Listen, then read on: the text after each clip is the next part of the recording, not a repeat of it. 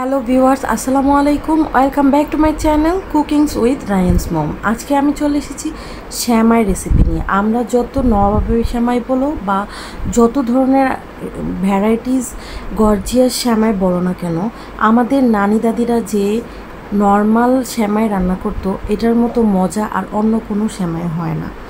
তাই আমি আজকে চলে এসেছি নর্মাল যে সেমাইটা সেটা তৈরি করতে, যেটা আমাদের মা খালা যেভাবে তৈরি করেছে ঠিক সেভাবেই সহজ রেসিপিতে দেখাবো।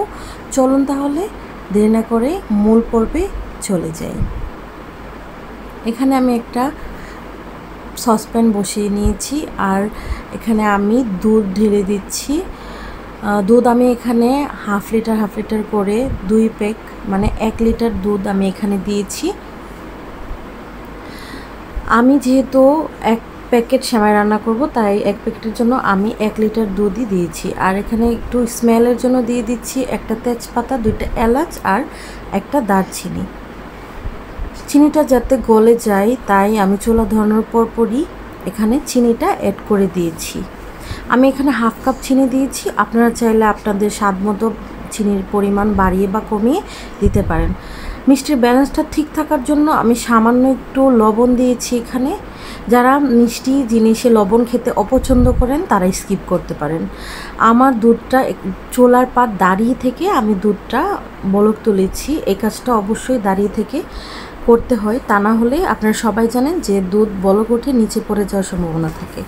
আমার দুধটা অনেকটাই শুকিয়ে ফেলেছি আমি। বলক ওঠার পরও 15 মিনিট জাল করে দুধটা শুকিয়েছি। এখন গরম ভাপটা যাওয়ার জন্য আমি 15 মিনিট রেস্টে রেখে দিব। 15 মিনিট পর আমি আমার যে সেমাইটা, এখানে আমি একটা ঘিয়ে ভাজা লাচ্ছা সেমাই ইউজ করেছি, সেই সেমাইটা আমি এখানে আস্তে আস্তে ঢেলে দিব।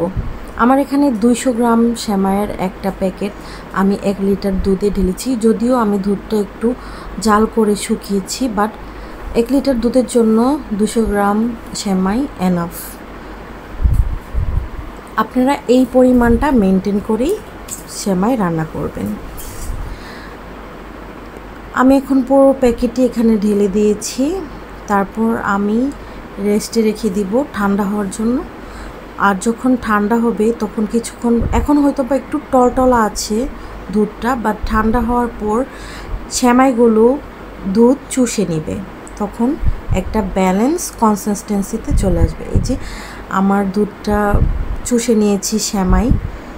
এখন আমি এটা নর্মাল ফ্রিজে রেখে ঠান্ডা করে নিব। নর্মাল ফ্রিজ থেকে নামিয়ে নিয়েছি। এখন আমি পরিবেশন করব। এই সেমাইটা এতটাই মজা, আপনারা এভাবে সেমাই রান্না করে খেয়ে দেখতে পারেন।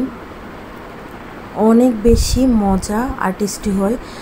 যদি কেউ চান দুধ জাল দেওয়ার সময় ঘি অ্যাড করতে পারেন। আমার সেমাইটা যেহেতু ঘিয়ে ভাজা ছিল তাই আমি ঘি স্কিপ করেছি। এখানে আমি বাদাম কিশমিশ সব কিছু দিয়ে ডেকোরেশন করেছি। অনেক বেশি মজা হয়েছে। এভাবে একবার ট্রাই করে আমাকে কমেন্টে জানাবেন কেমন হয়েছে। আজ এখানেই বিদায় নিয়ে নিচ্ছি। আল্লাহ হাফেজ।